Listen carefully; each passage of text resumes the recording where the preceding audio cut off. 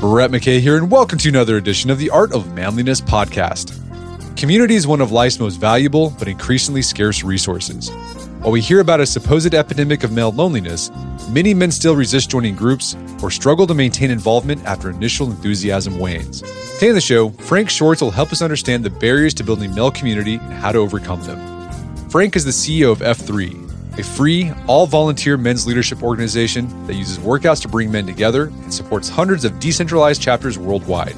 In the first half of our conversation, Frank explains the psychology behind men's hesitation to join groups, how to navigate the wish stream of idealized community, and why expecting perfection kills participation. We then discuss what makes leadership in a decentralized group different from traditional hierarchies, the importance of embracing messiness, and why allowing men to make their own decisions creates stronger leaders than giving them a rulebook to follow. We end our conversation with Frank's perspective on cultivating patience as a leader and how to measure success when building a community of men. After the show's over, check out our show notes at awim.is/men's groups.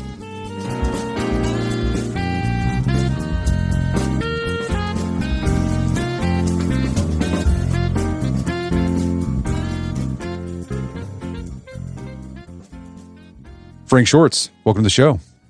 Hey, thanks so much for having me, man. I appreciate it. So you are, is it the CEO or president of F3? This is a very good question. And up until a couple years ago, I could have said president, but now CEO. We kind of eliminated the president position. And the thing about F3 is, and guys who are familiar know, but those who aren't, everything's kind of very made up. And so we have sort of different names for what we do that are a little bit kind of, inside baseball. And so, yes, CEO on paper, but the official title within F3 is Nantan. Okay. Which is an Apache word, kind of meaning a cultural and spiritual leader. All right. So you're the CEO of F3. We've had the guys who started F3 on the podcast. This was back in 2017, Yes. episode number 324. And we'll link to that in show notes. But for those who aren't familiar, what is F3? So F3 is it's a free men's leadership group that uses workouts to trick you into coming out so we can teach you about leadership. That's really what it is. But essentially, it's a men's workout group. Our stated mission is to plant, to grow, and to serve small workout groups for men in order to invigorate male community leadership. The founders, as you mentioned, Dave Redding, Tim Whitmire, Dredd, and OBT, affectionately known within F3, kind of looked around and said, hey, we see a lot of guys at church and other civic organizations and at work and whatever, a lot of guys just standing around with their hands in their pockets and nobody doing anything about the world around them and influencing their community. And there's just not a lot of leading happening. And Dave, with his special forces background, said, hey, the place I learned the most about leadership and the way I think we could spread leadership throughout, our communities and in our world is via training. Physical training. It's a great place, pretty low risk to do that. And that wasn't the intention when it started, which, again, you probably go back and listen and hear it, but wasn't the intention when it started, but it is kind of where it ended up. So the short answer to that very long answer I gave is it's a place where men can come into community with one another and get physically fit and learn leadership. And again, it's all free. And you can go to the F3 100%. website and you can find, there's like chapters all over the world at this point. How many chapters are there at this point?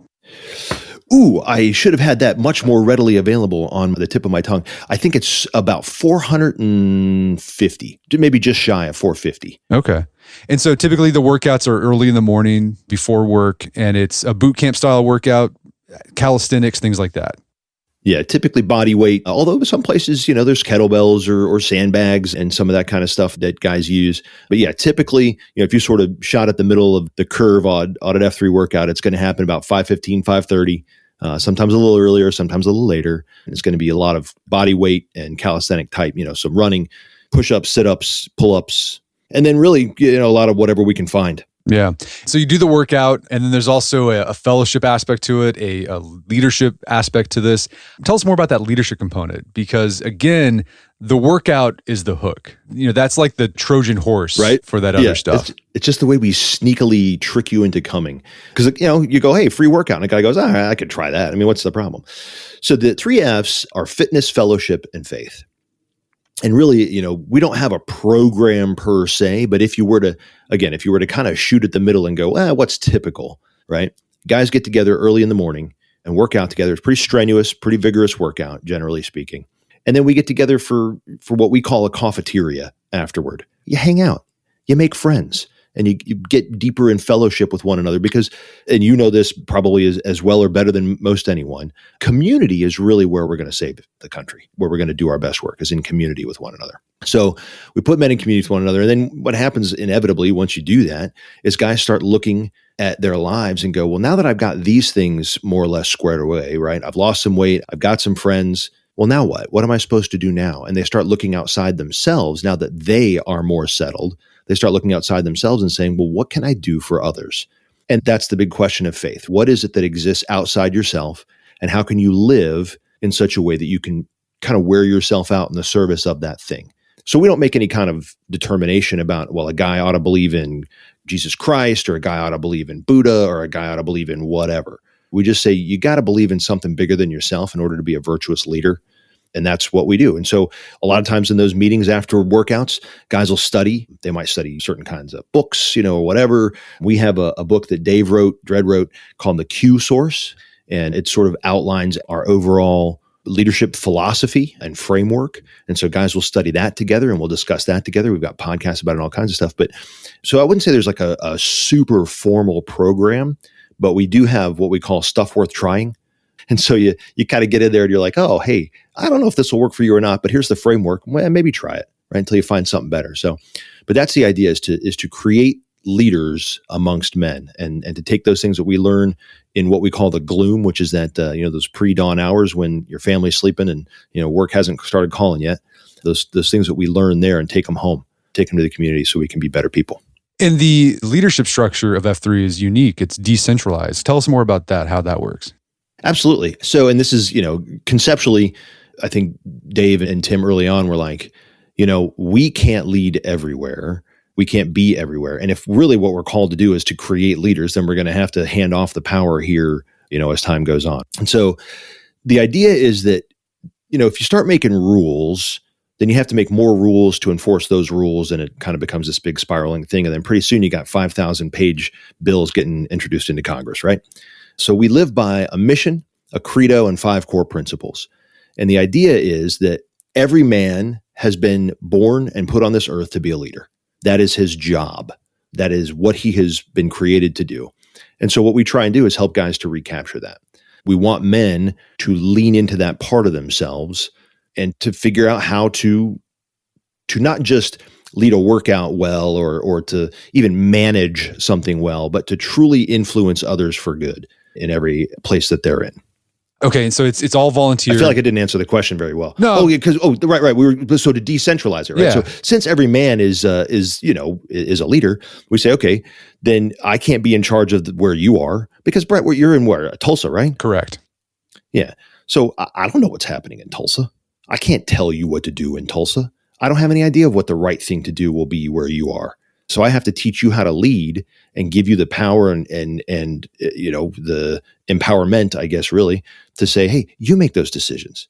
I think that honestly, not to put too fine a point on it, but like that's been one of the best things I learned for myself from F3 is that I don't need permission to be a man. I don't need permission to be a leader. I think that's that's something that I think men and maybe people in general kind of crave in our world anymore. Is we want someone else to tell us what to do. I don't know whether it's because we just don't want to make the decision or because, we want it to be their fault if it doesn't go well or, something. I don't know. But we don't seem to want to take the personal responsibility. And F3 teaches us that there isn't anybody else responsible but you. And you're the CEO, but again, this is volunteer. You're not paid to be the CEO. No. This is all volunteer. No salary here. Yeah. Yep. Yeah. Well, tell us about your experience with F3. When did you join and why did you join? So I joined in late 2014. And the reason I joined is because I was overweight and I had sleep apnea, I had high blood pressure, I had high cholesterol, and my doctor was like, hey, guess what? You're a stroke waiting to happen. So I've got to get you healthy somehow. We want you to live for your young kids. And I'll send you the picture. You'll love it.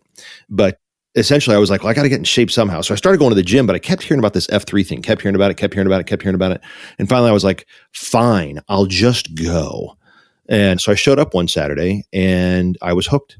I mean, I was absolutely hooked. There was just something very magical about the fact that it's always outdoors no matter what. It was freezing cold. I mean, like horrifyingly cold because it was November when I went out for my first one on a Saturday. And there was just something invigorating about like we're outside in the elements.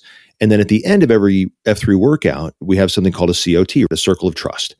And it's a place for men to kind of lay down their burdens next to their brothers where we can pick it up together. The old saying, a burden shared is half a burden, a joy shared is twice the joy, something along those lines. And so it's a place where you can kind of lay down your burden and say, hey, help, and I've heard everything of those things. But there was something about that end piece, laying my hand on another guy, because you get in kind of a big circle and you kind of huddle up, and then feeling that energy from other men who were in the same spot I was trying to figure this out together. It was just magical. It was magical. So I kind of jumped all in, both feet, and ended up finding myself in just weird coincidental places. If you're a believer in coincidence, then it was coincidental. For me, it was providential. And I just would find myself bumping into the right kind of people and, just volunteering and jumping in to say, hey, yeah, no, I can help with that, or, whatever it might be around sort of the F3 universe. And then pretty soon, became really good friends with Dave Redding, and we kind of figured out how we're gonna do this together. So there was a guy he handed it off to, and then that guy stepped down and handed it off to me, and that's the way it'll always go forever. And I think kind of to touch on both things, how I got involved and why I got involved is how it was almost by accident, and how I became the leader of this whole deal. I think also was almost, again, coincidence or however you want to look at it, but almost by accident, where just sort of right place, right time. And I think God put me where he wanted me to be. But I think that the nice thing, or maybe the nice thing, but the beautiful thing about this is that I will serve for a period of time, and then I will have accomplished what I need to, and I'll hand it off to somebody else. And so to kind of harken back to the how do you decentralize this thing is, first thing you have is a mission. Second thing you have is no ego. I can't lead. The mission must lead. The mission must take us to the next level. The mission must take us where we want to go. I'll help make decisions along the way to support that mission or to move us forward toward that mission. But ultimately, that's how we decentralize it, right? Is we only commit ourselves to these very few things. We don't try and run an organization. We try and keep a mission in men's hearts, and they'll run the organization. They'll figure it out where they are. You guys will figure it out there in Tulsa. I'm curious, your life has obviously changed because of your involvement with F3, but how have you seen other men's lives change during your involvement with F3? Sure. There's easy ways that, obvious ways. Guys lose weight, they get a little more fit, they start looking better in the mirror, their health gets better, their mindset gets better. That's the easy stuff. We have seen things in F3 where, look, and one of our core principles is that it's open to all men, no matter what. So number one, it's always free, as you mentioned. Number two is that it's open to all men. And when we say all men, we absolutely mean it, Brent. And so we have convicted felons working out next to billionaires in the same workout. You'd never know. And so the way that this changes men, or the things that it does, is it turns a light on in their hearts again. Because it doesn't matter what your lifestyle has been or will be. It doesn't matter where you've been, where you came from. What matters is that you're a man. When you are a man, you have this need inside you. You have this desire inside you. And the world has a tendency to try and figure out a way to quiet that spark down, right? To get that drive tamped down so that we can control you and we can make sure that you become non-dangerous, to the things that we're trying to do. So F3 kind of wakes you up. And so we hear stories of, guys who beat alcoholism. We've saved marriages, and guys attribute it to F3. And, people who have, who have been steeped in addiction, who have come out of it because they say, hey, being around you guys has made me realize I got to do better in my life and turn their lives around, right? So it's almost innumerable, the number of stories that we could tell that are out there in guys that, in a very acute way, I changed my life today. That's almost innumerable. Probably in some ways, for every single guy, however many there are, we estimate something like 75, 80,000 guys, right? So there's 80,000 different stories that we could tell of how it impacted a man's life and made his life better. That's awesome. So I wanted to bring you on the podcast today to talk about leading groups, like leading men's groups, or even just forming a group of guys who you're trying to get some friends going. Because I know a lot of our listeners, that's something that they've been trying to do, they struggle with, and they run into these issues and they just feel like it's impossible. And so I want to tap into your expertise with your experience, establishing the culture in F3 where guys get together. And then you also have other leadership experience as well. And maybe we can find some insights that from F3 that we can apply to other domains of our life, because I think you can. So the first question is, you hear a lot about the male loneliness crisis. Men today, they seem incredibly lonely. They're looking for friends. But at the same time, men, they seem resistant to joining a community group or even getting things going with another guy just to hang out. What do you think is going on there? What's the tension going on there? What do you think's behind that? I tell you, I know. Here's what I think, and I could be wrong, but I think that the hesitancy on the part of men to do this kind of thing is, a number of things. One is fear. Terrifying. He's afraid to fail. He's afraid to fail. He's afraid to have people criticize him. He's afraid to say, I'm making a stand, because that's not an easy thing to do. And I think guys are afraid of that. And I don't blame them. It ain't fun, to have other people be like, you suck. So I think there's some of that. I think there's some fear and some trepidation around doing that kind of thing. But I think also, it's kind of like we were alluding to before, the thing that I think keeps guys from doing this is they really believe that there has to be that there's some right way to do it, that they've been just kept out of the loop. They just don't get to know what that right way is. And other people seem to be doing it just fine. But gosh, why won't anyone write the book so I can just follow the program? Well, the problem is there's no program. And if you believe there's a program, then that just means you're following somebody else's dream. You're following somebody else's way of doing it. And so I think that, to some degree, it's like, why won't a guy do this? Well, because he thinks there's a right way to do it and he's afraid to fail. I think that's a lot of it. And I think guys get lonely because they have been convinced that somehow that's what they are and that's the epidemic. And so we just believe it. We're like, well, I guess we're lonely. If they say so, I guess we're lonely. They're the ones doing the research. Or maybe sometimes I think too, they're like, I'm afraid of putting myself out there. I don't really want to get hurt. I don't really want to whatever.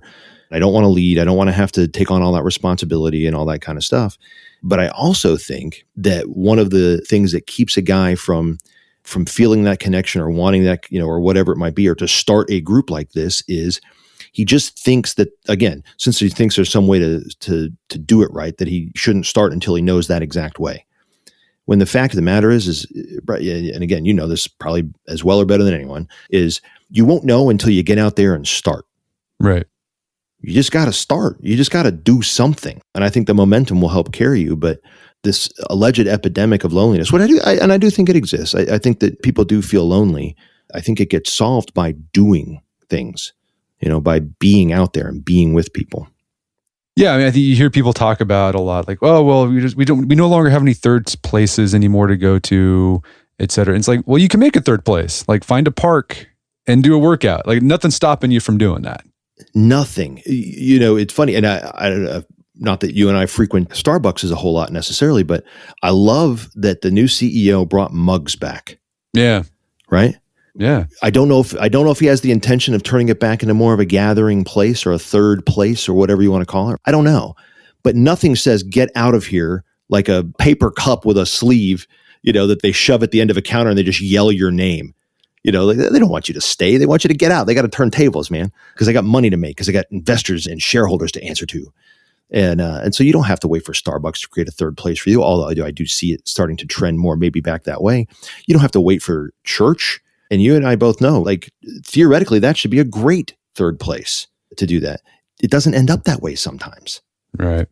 And so sometimes you just have to take matters into your own hands.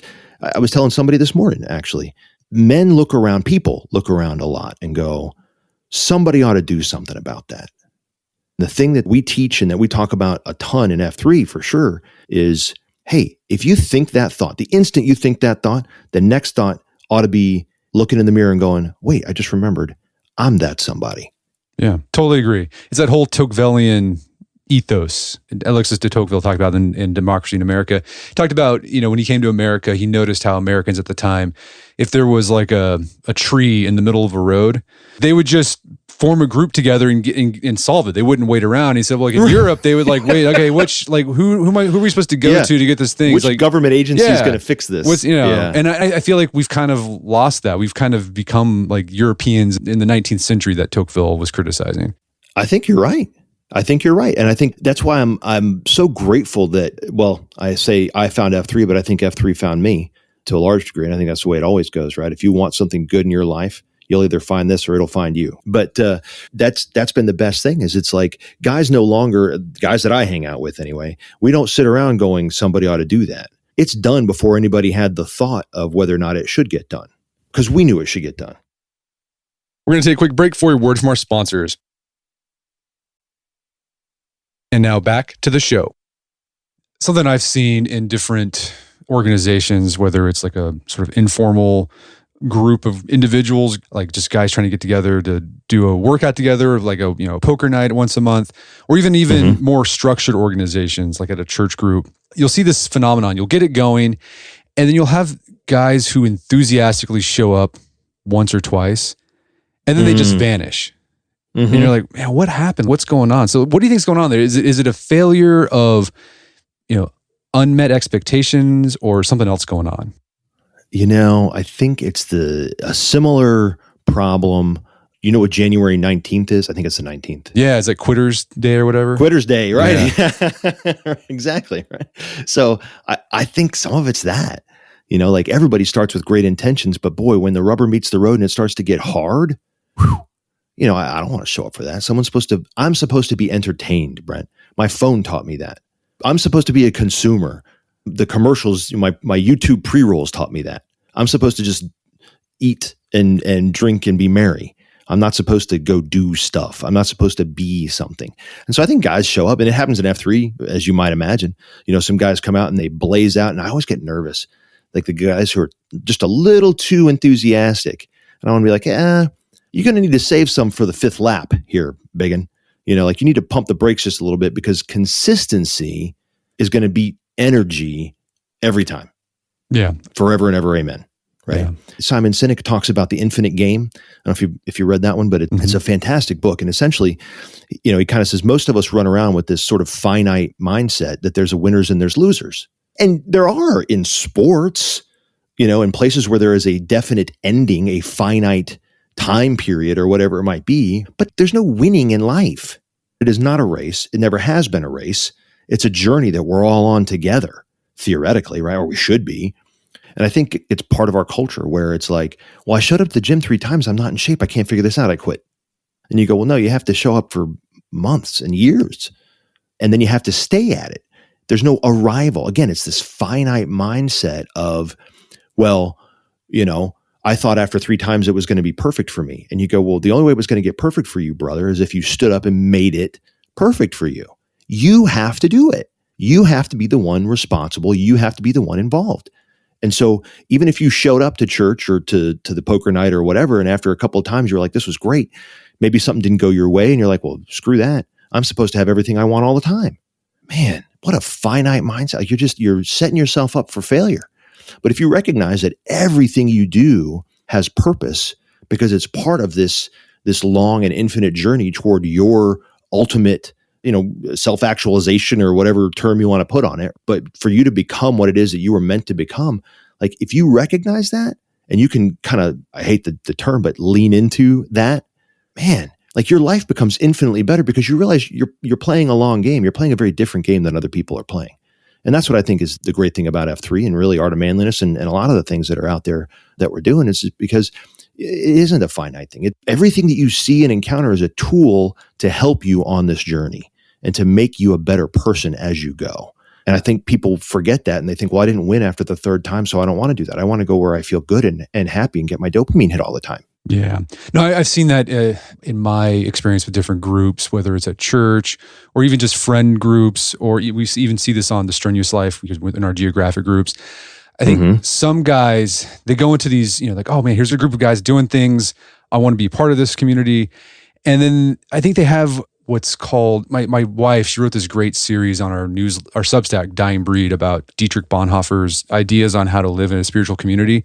And Bonhoeffer talked about one problem he sees is that a lot of people have, like, he calls it the wish dream of community, like this idealized version of what it should be.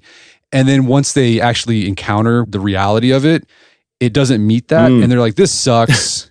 It's not as great. I'm not getting what I thought I'd get out of this. I'm out of here. And I've seen that in so many groups where people, I think they have like too high expectations. Or Yeah. they have this, overly idealized version. Like it's going to be like a Norman Rockwell painting. Like everyone's just in the barbershop, singing, playing the banjo, and it's this community. And community can be that, but it's also, you have to deal with just annoying people. You have to deal with friction. Yeah. And it's like, I tell people, like, if you want community, you have to want all of it. You have to want the good stuff and also the frustrating parts of it as well. Oh man. I mean, preach, as they would say. Yeah. Because that's exactly it. We've been taught to think, and I don't know, maybe this existed before and we just didn't know because it wasn't as prevalent and it wasn't in our face like it is now with social media. But certainly social media has made it so that, we look around and I look around and we go, well, but they're in Italy again. We think that only the good parts get to exist. And if there's bad parts, it's because we did something wrong or the thing is wrong or whatever, because the lie is that it's utopia all the time. But the messy is what teaches you the things you need to know so that you can refine and make it better as you go. So when you show up to the whatever it is, or if you start the whatever it is, and I can't tell you, Brett, and you probably did the same thing before AOM or Strenuous Life or any of those things came along too, right? I've started, I don't even know how many things that have just, gone out either in a nice blaze of glory failure or a slow whimper into the, death in the corner failure. I've started all kinds of groups. I've tried all kinds of crazy things to try and get done what I want to get done or to bring people together or whatever it might be. And then I just look and go, well, it's kind of that Thomas Edison idea, right? I didn't invent a light bulb. I invented like 10,000 ways to not make a light bulb. I didn't discover the light bulb or whatever it was. And I feel it similarly. I didn't discover how to lead a men's group. I discovered lots of ways to do it wrong. And then I've tried to practice on the other end, how to maybe not do it so wrong this time. No, that makes sense. Yeah. It's continual learning, Kaizen, whatever you want to call it. Sure. Talking about your experiences forming communities, can it be intentionally engineered or does it have to be like random or serendipity, or is it a mixture of both? I'm going to say, yeah, it's probably a mixture of both to some degree. I don't like the word engineered just because I think it implies that there is something that you can build. Like I want my bridges engineered because I don't want them to break. We don't want a lot of failure when it comes to bridges. So I don't mind failure when it comes to people because that's life. That's just part of how we do it. So I think intentionally engineered, maybe not engineered, but does it have to be intentional? Boy, I tell you what, it better be. It better be, because if you it can't be complete chaos and just like hope for the best. I think just like any good leader or any good leadership model, you've got to have a mission in mind. You've got to have an end state in mind. Where are we headed? What is it that we're trying to accomplish here? And not just tasks, but what, again, going back to Cynic, what he might say is a just cause. Like, what is that thing that is much bigger than all of us that we're trying to get to? And if we have a good sense of what that is, then we can be intentional toward that. And then what you have to do, I think, is you have to allow for the chaos around you, right? So you be intentional about the things that are supposed to be controlled, which is adherence to mission, maybe, or enforcing standards. When it comes to like, hey, you're not living the core principles or whatever, right? But that's more of an arm around a guy and telling him, and one-on-one kind of thing. But then I think you have to allow for the chaos around you and the serendipitous accidents or whatever you want to call them, right? If it's actually a good example in a way to harken back to the early days and kind of the founding of F3. And I don't remember, it's been a while since I've listened to the original podcast that you're talking about from 15 or 17, whatever it was. But the guy, the group that this sort of broke off from was a guy who wanted to control things. He was capping the membership. He was the one leading every time, stuff like that. But what was recognized was if I let go of control and if I let go of the leadership and if I simply teach others to lead rather than try and be the leader all the time, and if I adapt to the circumstances that are in front of me and incorporate them, then I'll come out with a better product. If it had only gone the way that Dave and Tim and even myself, if I was only willing to accept the things that I think are good ideas, we'd die. I don't have good ideas. I mean, I have some good ideas every once in a while, but that's why the other thing I would, people who are starting groups, don't do it by yourself. Don't do it by yourself. You can be the person that has most of the vision, or you might be the good organizer or whatever, but by golly, you better find some people who have some complementary skill sets and mindsets and bring them in. And you got to influence them and love them into buying into the dream and the mission of what you're trying to get done. Otherwise, I mean, because, there's no way I could do this thing by myself. And so I embrace the chaos because either A, I'll get stronger as a man or a leader, or B, I'll learn some stuff that will actually make the group much stronger. Or, there might be ideas that it's like, oh, well, that actually is a whole different direction we might take things that we hadn't thought of before. If it was up to me, or if it was just up to my vision or our, initial thoughts, it would be engineered to failure. That makes sense. Total sense. I'm curious if you've seen this problem in groups or in F3, because I've seen it in groups that I've belonged to. Everyone joins a group for different reasons. You think they're all joining for the same reason, but oftentimes they're not. I'm sure for F3, it's the same thing. Like some guys they just want the workout. Others are there for the friends. Others are there for the leadership training.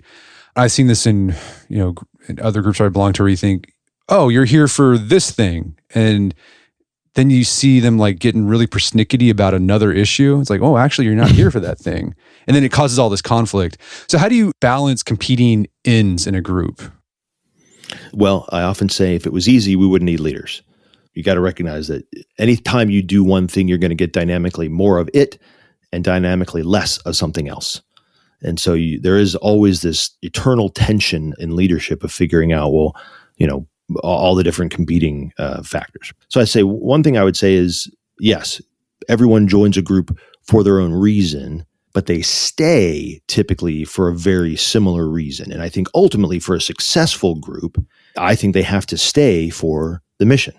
If they're dedicated to the mission, if they see those things and if they've experienced something in that group where they go, no, but I understand what we're really trying to get done here, then you can look past a lot of the other stuff. Dave introduced me to something he called the Augustinian Code, although apparently it's dubious as to whether or not St. Augustine actually said it. And that is, in essentials, we will have unity. In non-essentials, we will have liberty. But in all things, we'll have charity. And so I think, you have a desire and a dedication and a focus on a mission, and then a guy joins for whatever reason he joins for. But I think he stays because he says, no, I understand that this stuff that is greater than me, these things that are bigger than me, those are things that I serve. I take myself out of it. And then he stays because he wants the same thing we want, which is, in our case, to help build leaders and to unlock men's hearts and minds so that they can be maximally effective in their areas of influence, whatever that might be. So I think that's the answer. Yeah, I think the key there is just communicate the mission constantly. And that's all I do. Yeah, and if you think you've communicated enough, you probably haven't. So in a traditional leadership setting, say like a company or even a church, there's typically a clear hierarchy, like the president, vice presidents, et cetera. F3 doesn't have that in these groups. So what does leadership look like in a decentralized volunteer community like F3? Because I'm sure there's lessons we can take from F3 to any other voluntary group that you might belong to. Well, that is our hope. In fact, we would like you to take it to the non-voluntary groups that you belong to as well, because I think there's things that we can teach about leadership that are definitely applicable in every area of life, even those that are non-voluntary. But to your point, I think the number one thing to remember is, you said, what is decentralized leadership? It looks messy. That's what it looks like. To have no leader, set person that you're like, well, he just told me, I guess I have to do it, is messy.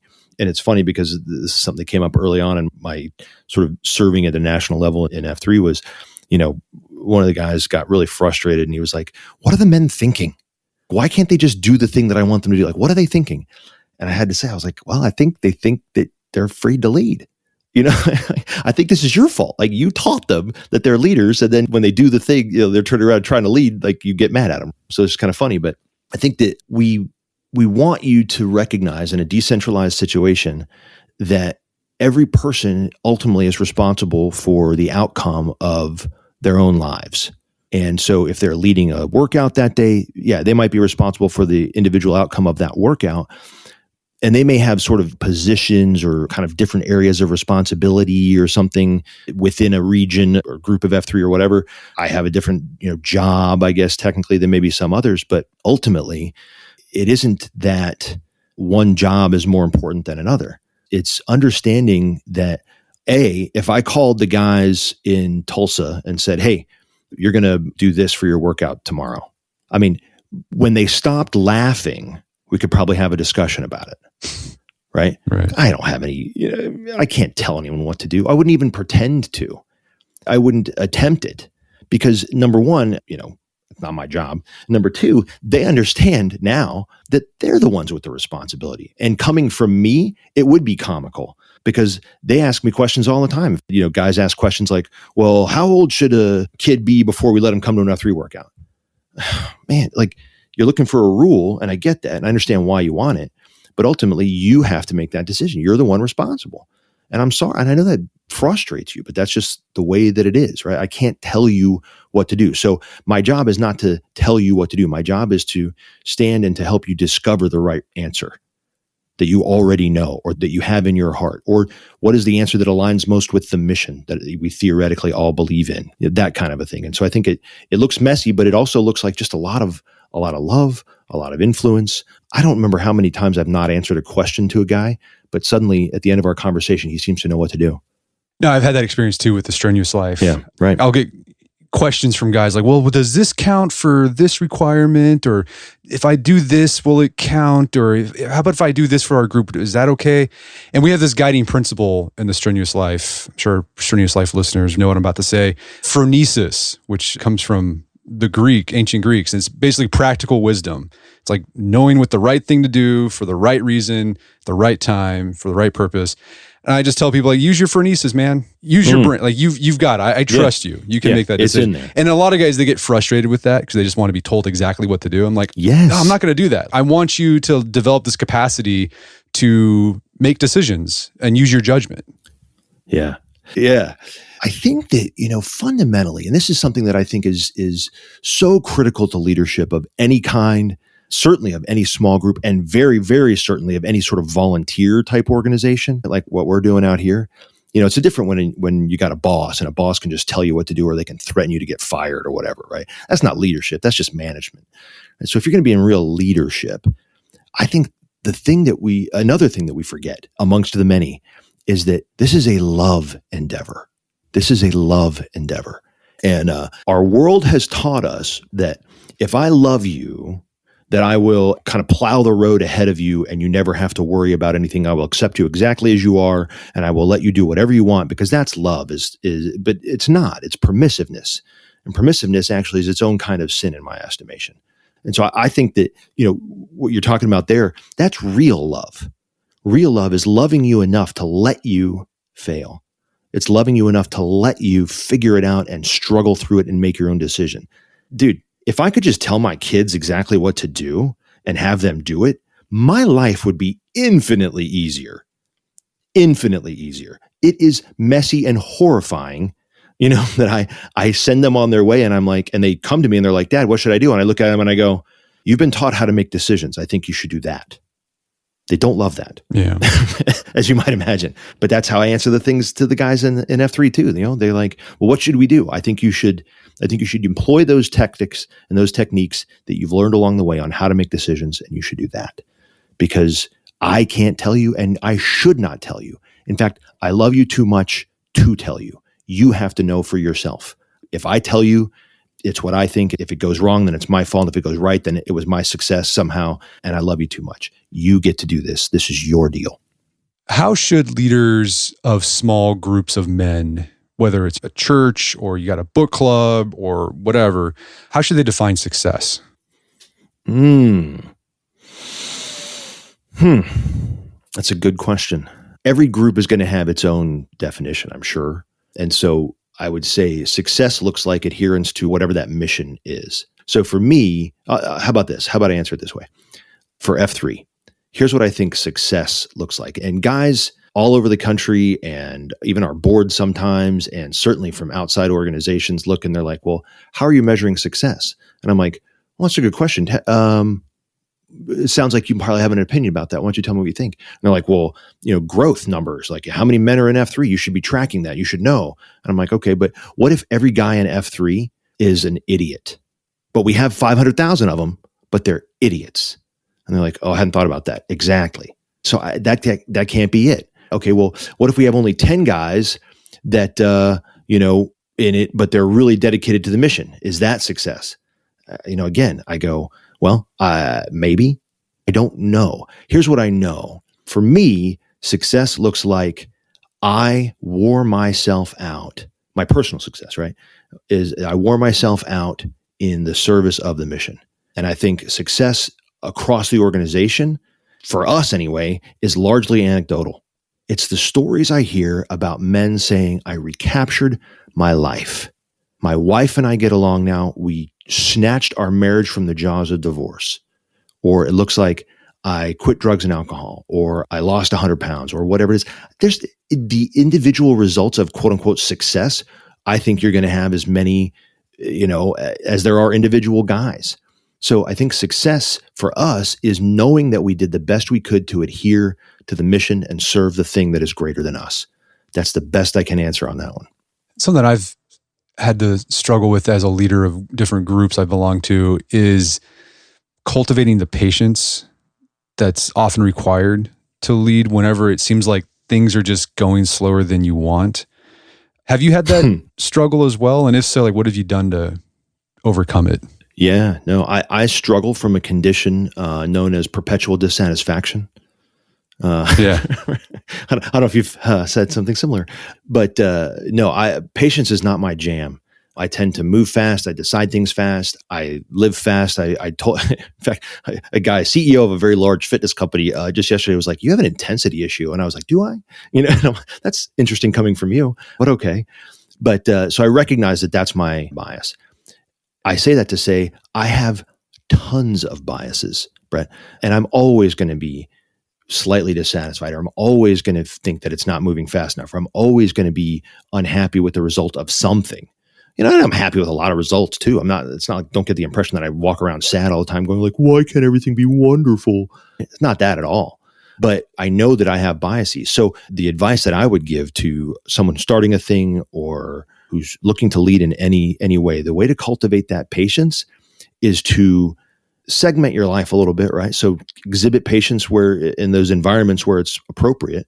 And then by golly, get yourself a mentor and get yourself a small group. We call them in F3, we call them shield locks. You lock shields with 2-3 other guys, and those are the guys that hear the best and the worst and the hardest and the, whatever. And I unload it to those guys and they get to hear it. And then they get to tell me that my head is in my rear end, or they get to tell me, where I might be choosing poorly or where I might be choosing well. So, okay, it's not moving as fast as I want. Fine. Too bad. It's moving as fast as it can. It's moving as fast as it's supposed to. The analogy I give a lot of times to guys is I go, all right, because they'll say in their marriage, something went wrong in their marriage and they're struggling and then they're trying to make good on it, but they can't seem to get their wife to forgive them and to, move forward or whatever. And I said, well, here's the thing.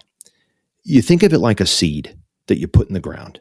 And you can put all the nutrients you want in that soil and you can cover it up at the perfect depth and you can measure the pH and the moisture content and you can make this thing just as optimal, the perfect amount of sunshine, keep the temperature, whatever it is, right? But that seed is going to sprout above the edge of that soil when it is darn good and ready. And the only thing you can do is to consistently try and create a perfect environment or as optimal an environment as you possibly can. That's your job as the leader in the group or in the organization or whatever it might be. That's your job, is to consistently try and create optimal conditions so that when growth is ready to happen, it happens. So again, we get our minds caught in this finite game of, well, but I didn't get this done by X date. And so it must be not going well, or it must be a failure, or any number of things, right? And I just say, nah, man, again, I think you're playing the wrong game. As a leader, particularly of a volunteer organization, but I think as a leader in general, it only serves us to remember that this is an infinite game that goes on forever and ever and ever. And so patience is all you have. Time is all you have. You can't control any of the other factors. I can do what I can to maintain an optimal environment. And then when that seed is ready, it'll come up. Well, Frank, this has been a great conversation. Where can people go to learn more about F3? Just go outside and whether you see some crazy guys in a parking lot somewhere barking in cadence, then you'll know. That's where no, I'm just kidding. Yeah, go to f3nation.com. There's a place like if you've never heard of F3 before and you think to yourself, man, that sounds like a thing I might want to try. Go to f3nation.com. You'll see a link in there up at the top that says locations. I think it's under like new or get started or something. I don't remember now. But you find the map, find the locations, find one near you, and men, just show up. Just show up. And then we'll help you through the rest. Don't worry about it. Don't worry about it. We'll guide you. We'll get you moving. But yeah, go someplace, just find one near you and show up. And you can read all about us on the website there. Fantastic. Well, Frank Shorts, thanks for your time. It's been a pleasure. Brett, I appreciate the time, my friend. Take care. My guest today was Frank Shorts. He's the CEO of F3. You can find more information about F3 at f3nation.com. Also, check out our show notes at aom.is/men's groups, where you can find links to resources where we can delve deeper into this topic.